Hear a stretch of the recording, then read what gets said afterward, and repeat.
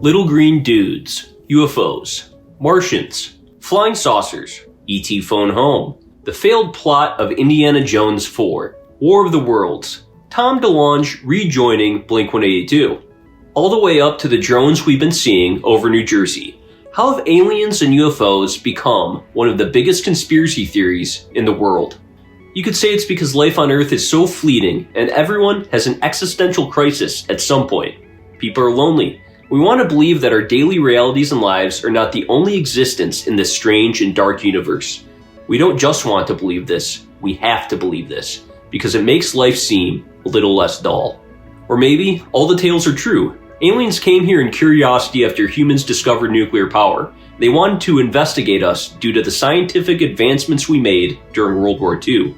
They wanted to see if we were a threat to them, or if we could be colonized for resources. Or maybe they heard Louis Armstrong and thought, who is this cool cat with a trumpet? Humans can't be all that bad. Maybe we should befriend them. Sadly, YouTubers, I do not have this answer for you today. I'm not a government agent or a man in black that can declassify a bunch of documents for you and give you all the explanations that you need. But what I can do is share a tale of my part of the country, a tale of the Great Lakes, if you will. And this tale will center around Lake Superior, or what the Ojibwe like to call Gitchagumi.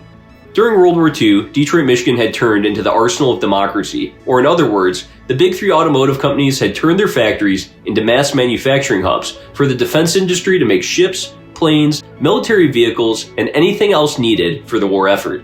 By 1944, Ford Motor Company's Willow Run plant completed one B-24 bomber every hour. Detroit's firms as a whole produced 25% of everything used by the US and its allies.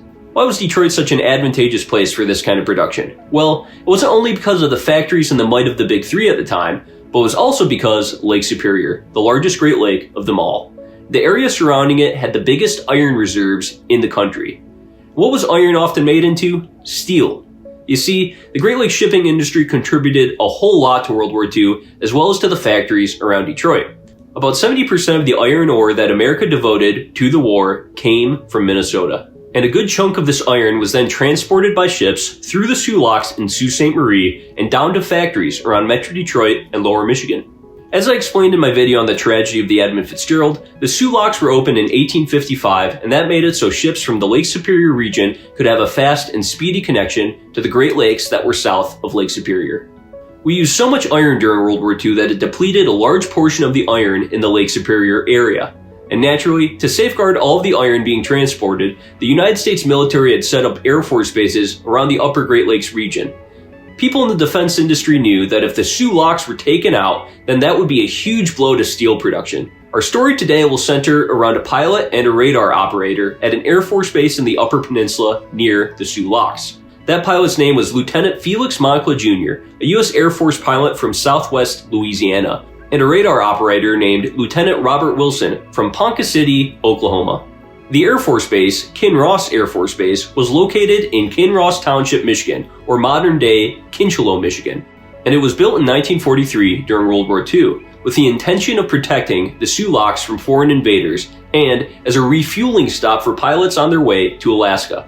After World War II ended, it wasn't long before a Cold War with Russia began in 1947, and only 6 years later, in 1953, Kinross Air Force Base became the center for the biggest UFO conspiracy in Great Lakes history, and that is the Kinross UFO Incident over Lake Superior. A warning to my viewers, this story is a tragic one. It is at the very least an unsolved mystery about the death of two military members, and at most, a possible UFO incident that caused the disappearance of two men, which would have preceded a government cover-up.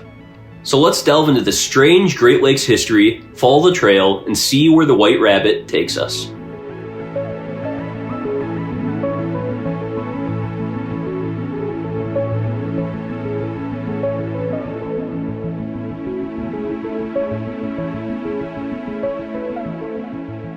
Now, before we get into the Kinross UFO story, it's important to set the scene of what was happening in the United States with UFOs post-World War II leading up to 1953.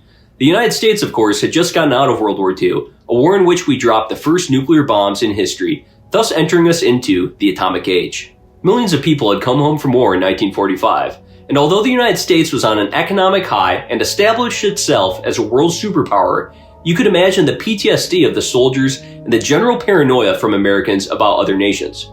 If World War I had only happened nearly 30 years before World War II, what would be our next conflict? Now, I don't want to go too deep into Cold War history here, because that's a 3-hour video on its own, but from a geopolitical narrative, the Soviets were already attempting to develop a nuclear bomb at this point in 1945, and the United States government knew about it, and they knew that Joseph Stalin was a murderous dictator. After the fall of Nazi Germany, there was plenty of land that the Germans conquered that the Soviets were salivating over as a way to expand their empire.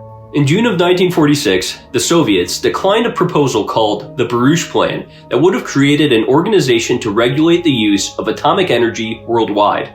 The decline of this proposal meant the Soviets were not going to allow anyone to regulate their development of nuclear weapons.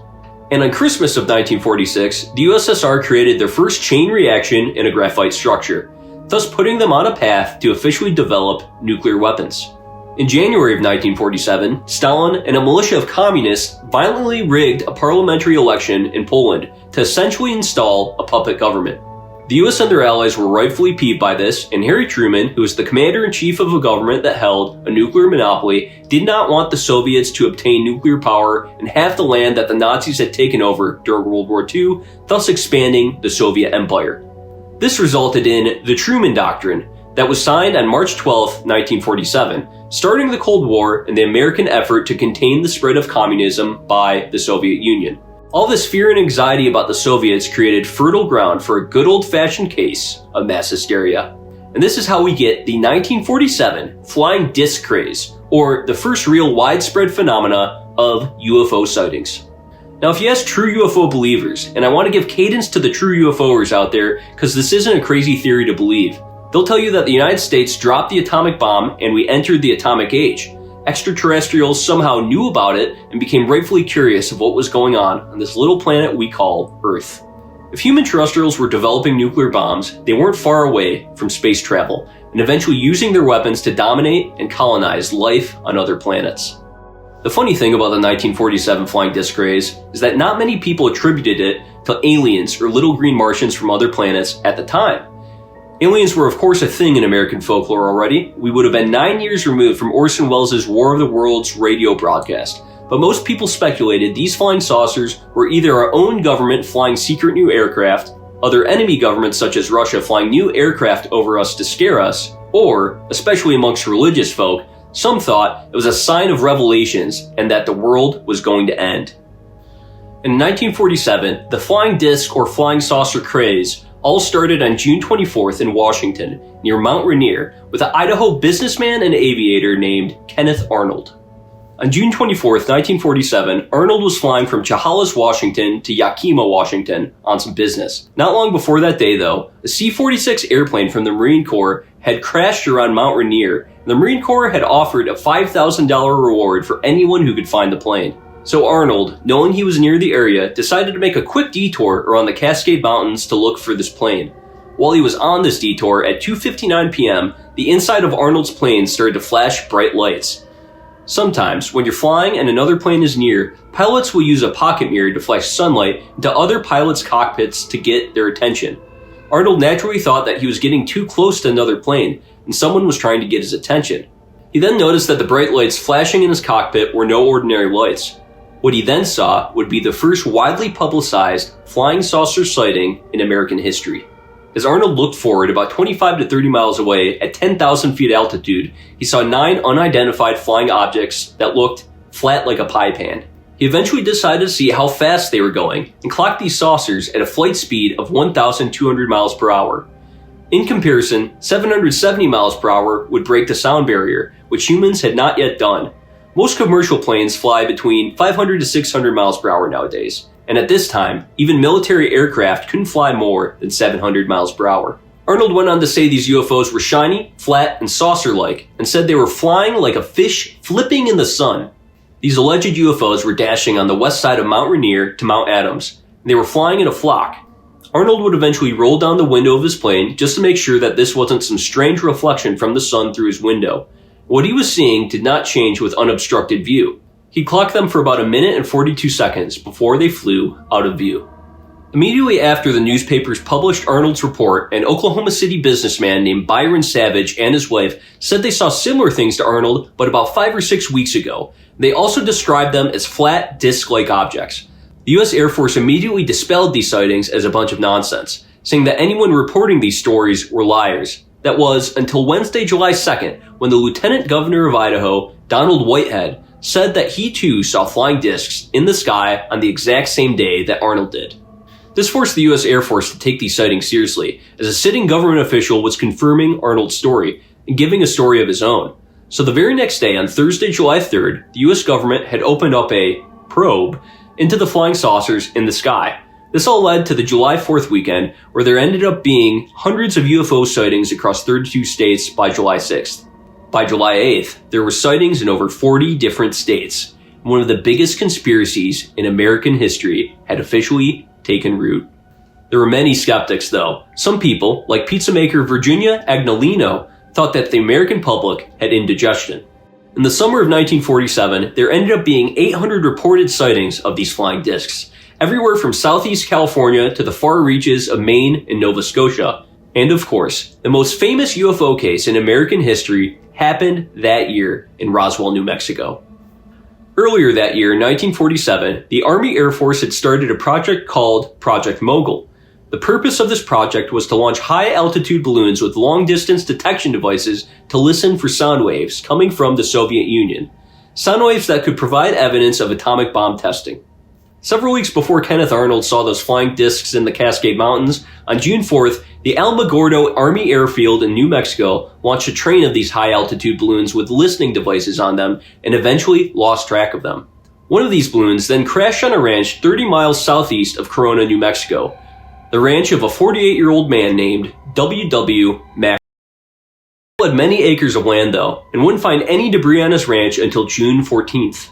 Apparently one day, he was riding on his ranch and saw some shiny objects. He picked up some of it and rode back to his house 7 miles away. Find a penny, pick it up. For the rest of the day, you'll have good luck. He then returned to the site with his wife on July 4th. What he ended up finding was allegedly large numbers of pieces of paper covered with a foil-like substance, pieced together with small sticks, much like a kite. It was also scattered over 200 yards with pieces of small gray rubber. Now I'm reading from the original article that was posted in the Clovis News-Journal on July 9th, 1947. This was before most people thought that these flying saucers could have been aliens. So if you pardon me, but looking back at it, I have great trouble believing this could have been material from alien spacecraft if all Brazel found was paper, foil, rubber, and sticks. But most Roswell truthers believe Brazel actually found otherworldly material on his farm, and it wasn't a random array of stuff you could buy at Jo-Ann Fabrics, and the government then covered it up. The funny thing is, Brazel was just a New Mexico rancher who had no phone or radio, so he hadn't heard these reports of flying discs at all at this point. After he went back to investigate this material with his wife on July 4th, Brazel told Chaves County Sheriff George Wilcox about what he found.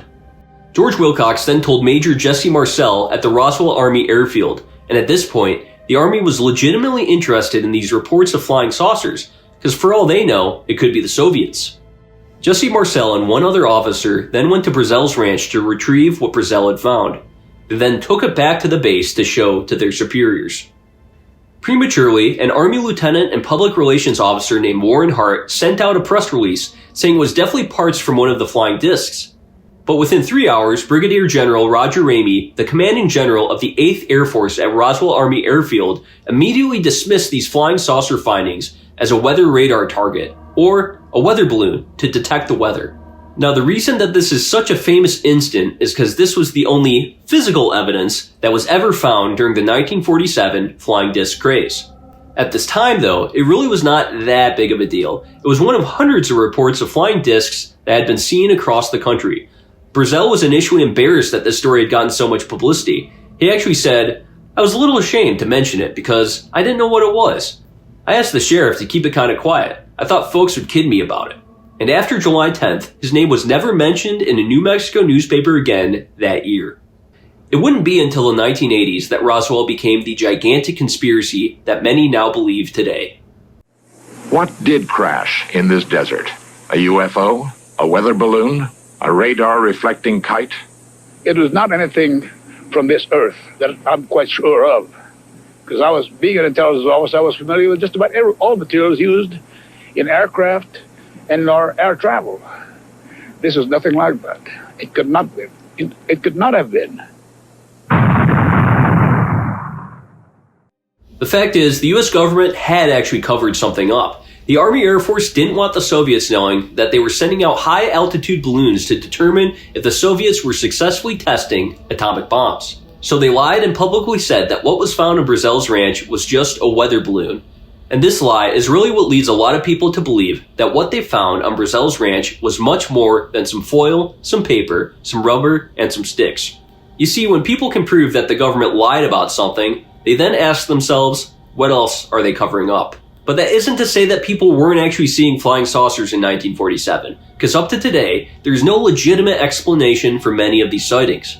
Some psychologists have speculated that the American mind was overactive after World War II and at the start of the atomic age, that one sighting turned into mass hysteria. There were even some pictures taken that seemed to have captured flying saucers. At least, there were some pictures that the mainstream press deemed legitimate enough to publish, including one over Pontiac, Michigan, photographed by a tool and die maker named Albert Weaver. This photo here in the Windsor Star is the first reported photo of a flying saucer. So with all that in mind, let's finally dig into our own Great Lakes UFO story, the Kinross Incident over Lake Superior.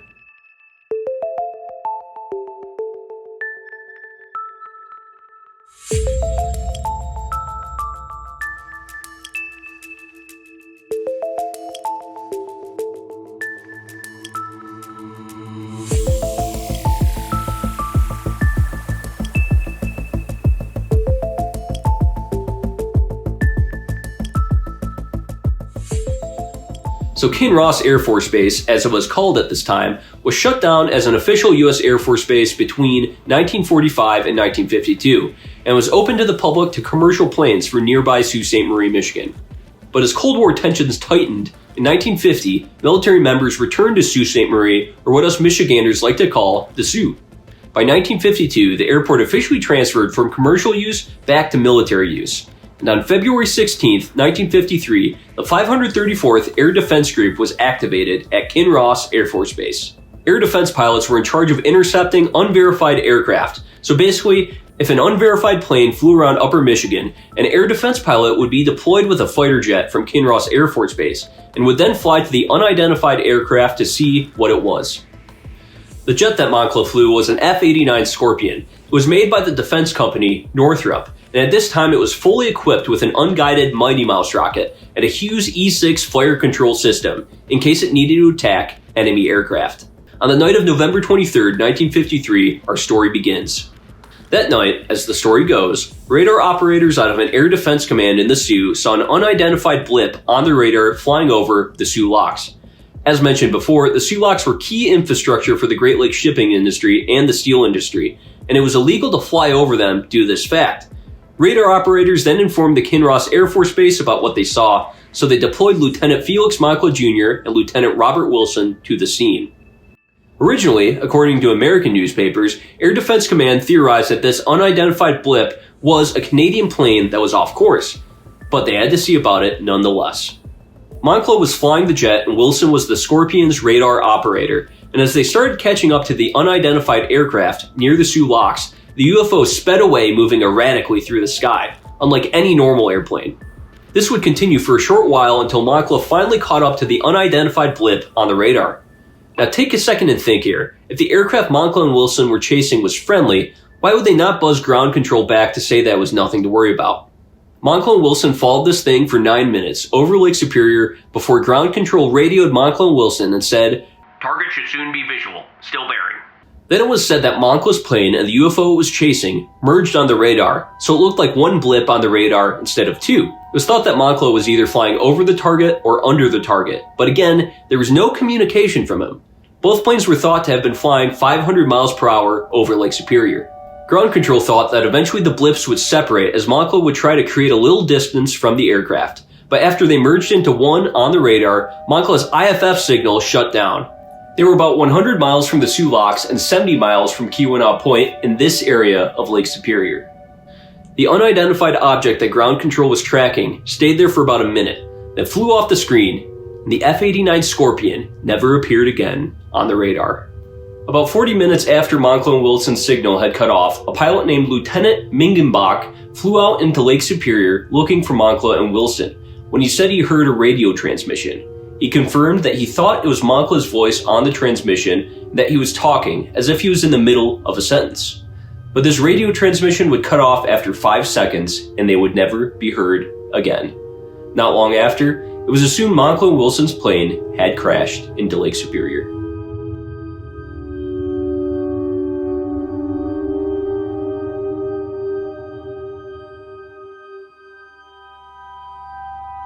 Search and rescue planes were deployed immediately, equipped with flares, life jackets, and rescue boats. They swept the area of the lake where Moncla and Wilson disappeared, but couldn't find any evidence of them or the F-89 Scorpion they were flying. This search continued throughout the night and into the morning, when the military deployed boats on the lake. The Royal Canadian Air Force even joined, but no one had any luck finding the plane or evidence of Moncla and Wilson's bodies. There wasn't even an oil slick left from what supposedly would have been a crashed plane. Search and rescue teams would continue to look for Moncla and Wilson the next 4 days. By November 25th, snow squalls and high winds washed over Lake Superior, making it even more difficult to find the two military men. And it seems that around this time, the US Air Force declared that the unidentified flying object was a Canadian C-47 transport flying off course, which would have been a military plane from the Royal Canadian Air Force. The Air Force first speculated that maybe Moncla's plane crashed into the C-47, but the odd thing is, there was absolutely no evidence of a crashed Canadian plane. By November 27th, both the Canadian and American military had abandoned their search of Moncla and Wilson and the F-89 Scorpion they were flying. There was still no evidence of a crashed plane, no bodies found, and no logical explanation as to what unidentified aircraft might have been flying over the Sioux Locks that night. That is, no logical explanation in the American newspapers. But funnily enough, as I was researching all of this on newspapers.com, I read further into a report about aircraft parts that washed up on the beach that I'll talk about later, and the Canadian newspapers gave a very legitimate explanation as to what happened that night. Many people that have researched this incident probably missed it though, as the Canadian newspapers continuously spelled Felix Moncla's name Felix Moncla. The Sioux Star out of Sault Ste. Marie, Ontario made their first report on the incident on November 26, 1953. 3 days after it happened. The Sioux Star reported that the F-89 Scorpion left its base at Kinross about 6:22 Monday on a routine flight over Lake Superior. They said the plane was to intercept an RCAF flight from Winnipeg to North Bay as part of a training program. The missing jet was tracked on radar until it merged on the scopes with the Canadian plane about 7:55. At that point, both radar and radio contact for the F-89 Scorpion ceased abruptly. So we already have inconsistencies between American newspapers and Canadian newspapers, and it was at this point that I realized that I may have solved part of the mystery. It would seem that most people that have researched this incident didn't take into account that maybe the Canadian newspapers could have misspelled Moncla's name as Monica, and they didn't read any of the reports out of Ontario in the days following the Kinross incident. And this debunks the notion that Moncla and Wilson were flying after some unidentified flying object. You see, in 1953, the US Air Force in the Upper Peninsula was actually having a tough time setting up training flights for its air defense pilots, as there wasn't much real-time practice for these pilots to intercept actual planes. Something that a lot of people leave out of this story as well is that years later, the US Air Force actually declassified some of the documents regarding the Kinross incident. And a researcher by the name of Gord Heath found the Canadian pilot mentioned in these documents, and his name was Gerald Fosberg. Fosberg said he had no contact with Moncla or Wilson that night and never saw their plane, but these documents say that Fosberg was flying 30 miles south of what his projected flight path was supposed to be from Winnipeg to Sudbury, Ontario. Logic would have it that the US Air Force saw a plane flying slightly off course of where it should have been flying, and the USAF then told Moncla and Wilson to go after this flight for practice. And the newspapers basically confirmed this, as they say over and over again that this was part of a routine training program. According to OpenSkiesProject.org, at a later date, the Royal Canadian Air Force responded to an inquiry from a Neil J. Almquist in 1963. The Royal Canadian Air Force said they never had a flight intercepted that night. But the key here is they claimed they never had a flight intercepted that night. And it's quite possible Moncla and Wilson's jet crashed before they ever had the chance to intercept Fosberg's flight. Fosberg himself claimed he never saw an American jet on his flight. but it doesn't negate the fact that Moncla and Wilson might have been trying to intercept his plane before they crashed, thus never providing evidence of an intercept from the point of view of the Canadian pilot. Another thing that both newspapers left out, even going up to today's reporting, another F89 Scorpion near Kinross Air Force Base in Madison, Wisconsin, had crashed and killed 2 other people the same night that Moncla and Wilson disappeared. 2 men by the name of John Schmidt and Captain Glenn Collins were also on a routine training mission when they crashed into a swamp near a body of water called Lake Wingra. Something that many people miss about this story is that these models of F89 Scorpion were having lots of trouble with engine failure around this time. It was so bad that there were 6 different F89 Scorpions that just collapsed in midair in 1952. According to a website called OpenSkiesProject.org, the F89 Scorpion was grounded for modifications the previous year on September 22, 1952, due to structural and stability issues. Quote, the problem was attributed to a faulty design in the wing structure and would need to be addressed before any F-89 could be deemed flight-worthy again. This required a complete redesign of the aircraft and a modification made to all existing aircraft. Even then, modified aircraft were still limited to a maximum of 80% of their actual performance potential. They especially had issues at lower altitudes and were restricted to a maximum speed of 425 knots at altitudes less than 20,000 feet. At the same time, F-89 continued to have engine problems at higher altitudes, with noticeable decreases in engine power under certain conditions at altitudes greater than 30,000 feet.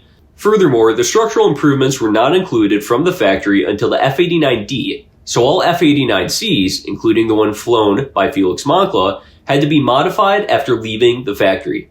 The F-89C was deemed obsolete by 1954 when it was completely replaced by later models. So this is a fact that many people conveniently leave out of the story. The type of airplane Moncla was flying was known for engine failure and had structural and stability issues. The plane was deemed so awful that it was grounded by the US Air Force the year after the Kinross UFO Incident. Another fact that many people also leave out of this story was that flight radar was horrible at this time and was known for glitches. So something such as 2 blips on a radar converging and then disappearing was quite normal for radars at this time. It's completely possible Moncla and Wilson were near Gerald Fosberg's C-47 that night, but they weren't right below him as the radar would have indicated.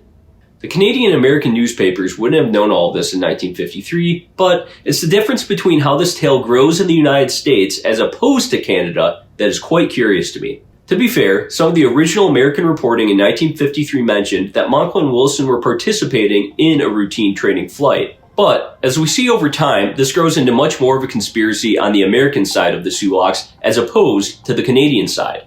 And the US Air Force did not seem to quell the conspiracy theorists one bit, because they did not immediately give all the details about the incident.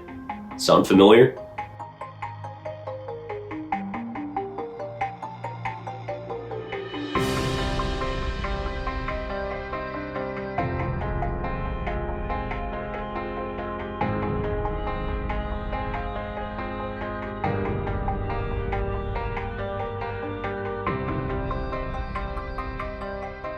By this point in 1953, the general public was starting to believe that aliens were behind the reports of flying saucers in the sky. And this was mostly due to a Marine veteran and writer named Donald Keyhoe, a man that many consider the Godfather of UFO alien conspiracies. Donald Keyhoe was born in Iowa in 1897 and then enlisted in the Marines from 1919 to 1923. He broke his arm in an airplane crash in 1922, and during this time, he began to write. In the mid-1920s, Keyhoe would write short stories for pulp fiction magazines that were mostly fantasy and horror-based. Around this time, he met famed aviator Charles Lindbergh and flew with him through 48 states, spanning 22,000 miles over 95 days. Time would name Charles Lindbergh its first Man of the Year, and Keyhoe would go on to write his first successful novel in 1928 called Flying with Lindbergh. Keyhoe would continue to write novels and short stories here and there, delving more into science fiction throughout the time leading up to World War II, where he then re-enlisted in the military in 1942, this time in the Naval Aviation Training Division. In 1947, just like the rest of the nation, he became quite interested in the flying pancakes in the sky, but unlike most Americans, Keyhoe had connections to the US government, as he was a military veteran himself. A men's magazine that Keyhoe had written fiction stories for several times called True was trying to get answers from military officials about the Flying Disc Craze, but to no avail. And in 1949, Ken Purdy, the editor of True magazine, asked Donald Keyhoe to reach out to anyone he may know in the military for answers. As I mentioned before, Keyhoe was also an aviator, and he knew that reports such as Kenneth Arnold's story from Washington could not have been a result of human-made aircraft. So that same year, in 1949, Keyhoe reached out to the CIA asking what they knew about flying saucers. The CIA officials mostly responded to Keyhoe, but didn't give him any exciting stories to share. They told him that there wasn't anything to the flying saucers, but they never offered him any concrete answers about what they actually could have been. Keyhoe then became frustrated and thought that the CIA was participating in a cover-up, so he decided to draw his own conclusions. The day after Christmas in 1949, he published an article in True magazine claiming that it was extraterrestrial beings that were flying these UFOs in the sky. And this article was then expanded to a 175-page novel printed in paperback in 1950 called The Flying Saucers Are Real. It was a massive hit amongst the public. Not only did it provide an exciting explanation for what the flying disc could have been in 1947 from a military veteran, but it also sparked the imagination of the general populace. It was sort of like giving a Cheeto to a pilgrim. This also planted the seed of government mistrust amongst Americans. This book claimed the Air Force knew that the saucers were flown by Martians, but the government participated in a cover-up. Keyhoe would write another book in 1953 called Flying Saucers from Outer Space, before turning his attention to the Upper Peninsula of Michigan. Apparently only a day after the Kinross incident, Keyhoe had learned about the disappearance of Felix Moncla and Robert Wilson, and it gave him all the material he needed for another book. The strange disappearance of 2 military members and a fighter jet, no bodies or planes found, the US government providing no real explanation for an unsolved mystery. It certainly seemed like a flying saucer conspiracy. You see, in this book, one of Keyhoe's sources did mention the theory that Moncla and Wilson were going after a Canadian plane, but Keyhoe said that when the 2 Canadian pilots were questioned, they both denied flying over the Sulaks that night. 2 pilots, not 1, and I can't find any reports saying that there were 2 planes flying over Lake Superior that night that they were trying to intercept. Keyhoe didn't mention any of the reporting from the Sioux Star that said Moncla and Wilson were participating in a routine practice flight that night. And the sad thing is, Moncla's family also believed that a UFO was the cause of their child's disappearance. One could guess that was because no one ever gave them a legitimate explanation. On Felix Moncla's grave it says, born October 21st, 1926, disappeared November 23rd, 1953, intercepting an UFO over Canadian border as pilot of a F89 jet plane. So the words intercepting and UFO really lead me to believe that no one told the Moncla family that this was just a routine training flight. And furthermore, there was an article in the Marksville Weekly News on December 19th, 1953 that confirmed Moncla's family believed he was on a mission. It also said Moncla wanted to continue his medical studies after he left the Air Force, and left behind a wife named Bobby Jean Coleman, a son that was 2 years old, and a daughter that was almost 8 months old. Keyhoe's flying saucer conspiracy investigated the unsolved mysteries of other planes that had disappeared too, including a few around the Bermuda Triangle. Keyhoe again charged the American military with participating in cover-ups and with silencing their critics. In this book, Keyhoe and his sources say that nearby Truax Air Force Base in Madison, Wisconsin, reported on the Kinross incident, and after Truax Air Force Base told the Associated Press in Chicago about Moncla and Wilson's disappearance, it raised the devil at the Pentagon. Keyhoe claims that the Pentagon immediately dismissed it as a rumor and somehow yanked the story from the Associated Press within a few hours after it was reported. It seems Keyhoe also didn't do much digging into the local newspapers, as I can see a few different articles that were written about the Kinross incident on November 25th, 1953. One gripe here, but Keyhoe must have had some pretty lousy editors, because he repeatedly called the Air Force Base Kinross instead of Kinross. And to be fair, many newspapers repeatedly called Felix Moncla Felix Moncla. So there was really lousy editing by many people surrounding this incident, but I digress. Either way, I have a copy of this book, and it really focuses on the question of if extraterrestrials were coming here to colonize us or befriend us. He even writes that aliens may be abducting humans and teaching them their language before they prepare to make full contact with Earth, and then they will release the humans they abducted as a sort of mediator between extraterrestrials and terrestrials. Keyhoe also gives another hypothesis for the Kinross incident, one that is much more ominous, where he says UFOs have a G field around it, or a gravitational field. When something gets too close to the saucer, the UFO releases a reverse G-field beam, which would be like a plane hitting a stone wall. Keyhoe's friend, Paul Riddell, an aircraft company representative, said the violent vibration from the gravitational field alone could tear the plane apart, hence why all these planes were disappearing. It is also in this book where Keyhoe claims that aliens had been spying on us for years and finally decided to make contact after we dropped the atomic bomb.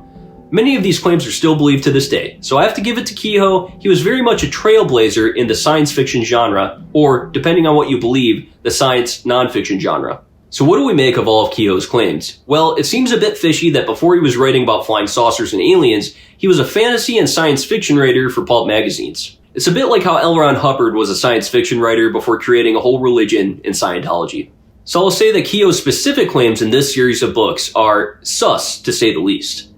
And if he was truly lying about all these claims in his book, then that means he would have been using the death of military members for financial gain.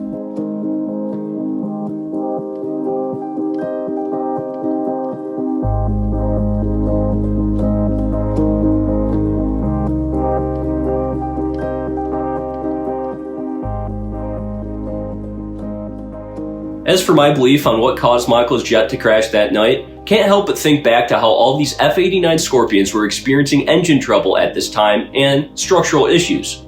As I said before, the following year they ended up grounding this model of F89 Scorpion and never using it again, because so many of them were crashing. This doesn't explain why the jet or the bodies were never found though, so I understand why some still think this was a UFO incident. But I have to say, many of the claims in the flying saucer conspiracy do not match up with what is said in the declassified reports on the Kinross incident. For example, we have an actual interview with the pilot that was flying over Lake Superior that night, and Keyhoe's sources say that 2 different Canadian pilots denied ever flying over Lake Superior at all. Also, Fosberg's flight path from Winnipeg to Sudbury, Ontario would not have taken him over the Sioux Locks that night, and the fact that Moncla and Wilson's jet disappeared in the middle of Lake Superior supports the fact that they must have been flying toward a plane that was close to the Canadian border. The fact is, much of the reporting on this incident didn't go into great detail about all of these facts, and this is where I think the US Air Force may have been staying closed-mouthed on the whole incident. Is it possible that the Air Force knew these F-89 jets were faulty and they created this story of a mission to intercept a UFO to cover up the fact they had their pilots flying in a jet that was prone to engine trouble and crashing? Did the Air Force tell the Moncla and Wilson families something completely different so that the bereaved families wouldn't sue the government for letting their kids fly in a model of a faulty jet that had crashed multiple times in the last couple years prior to the incident? Unfortunately, these questions may never be answered, but again, the lack of details given by the US government leave room for conspiracy theorists to create any narrative that they want. After Keyhoe's 1955 book, The Flying Saucer Conspiracy, were there any other attempts to uncover what happened over Lake Superior that fateful night in 1953?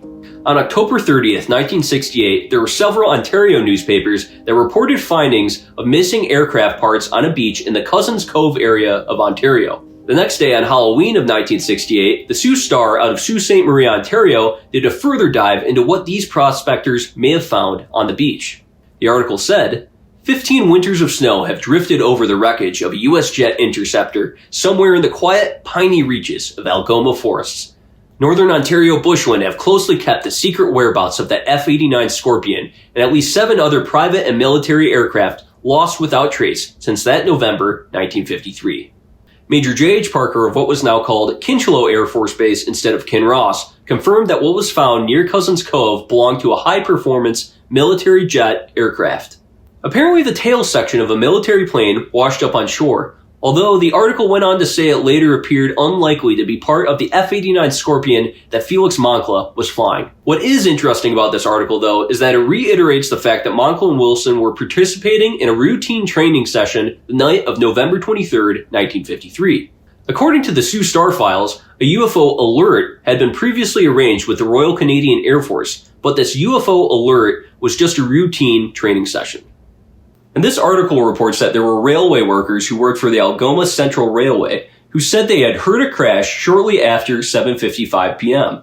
One stipulation here, in the declassified Kinross Air Force reports, it said that Moncla and Wilson's IFF signal cut out around 6:55 p.m., not 7:55 p.m. So we have 2 findings here that aren't reported often by UFOologists. One, that railway workers had heard a crash, and 2, that the Royal Canadian Air Force had previously arranged a UFO alert with the US Air Force, and it reiterates the claim that all this was a routine training session. And this would seemingly debunk any notion that this was an alien spacecraft, as it seems this practice session was actually pre-planned by the RCAF and the USAF, and they both knew about it. My whole time researching this incident, I'd never heard of either of these findings. It seems to only exist in the 1968 Sioux Star article, so that's quite interesting that this has somehow gotten lost in history.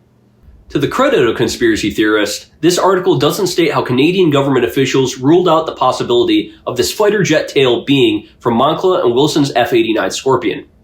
Now, I already know what some UFOologists will say. They'll say that the Royal Canadian Air Force participated in a cover-up with the US Air Force because neither government wants us knowing about alien spacecraft and extraterrestrial visitors. Either way, all I'm doing here is providing people with additional reporting that they can draw their own conclusions from. So if you still want to believe this was a UFO incident, be my guest. I'm not judging you.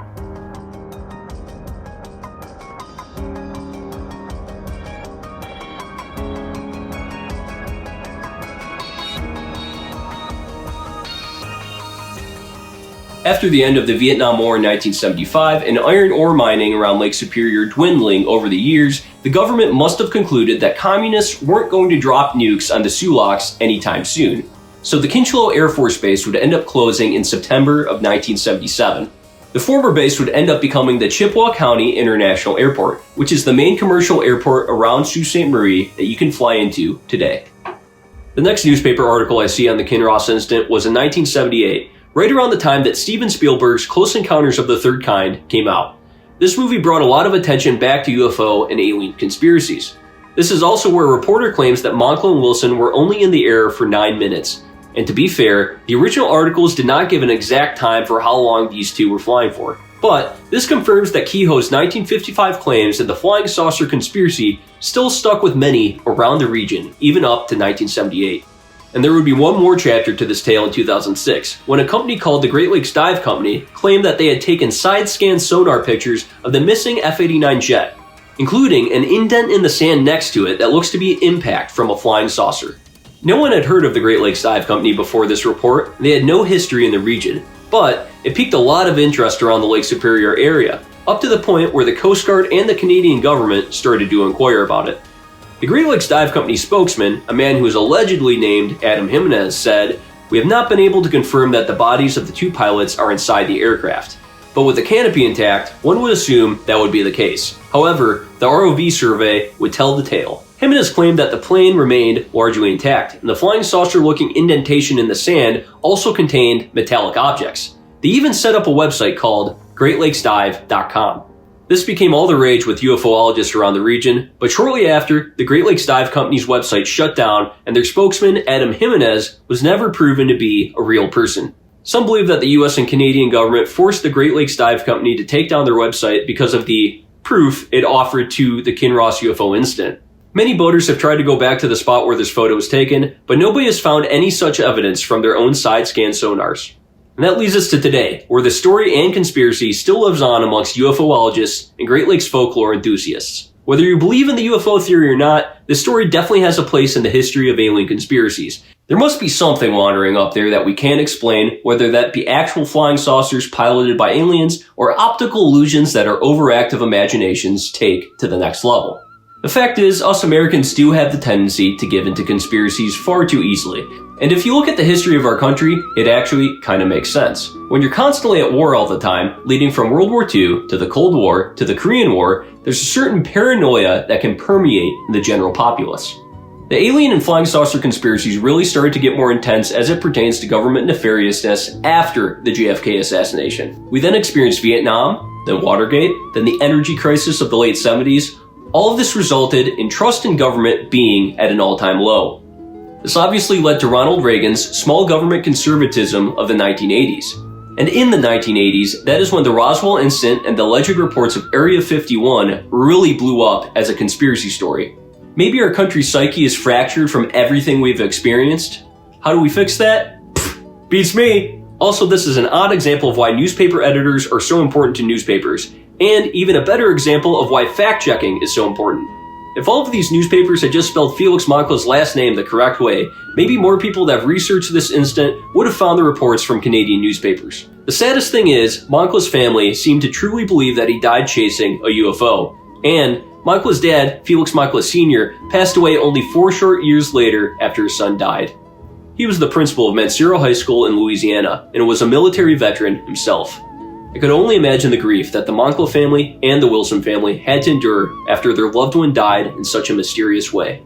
So that'll do it for this Tales of the Great Lakes. Don't forget to subscribe, and if you have any more information about the Kinross UFO incident, please comment below and engage. The next Tales of the Great Lakes will be my first foray into true crime.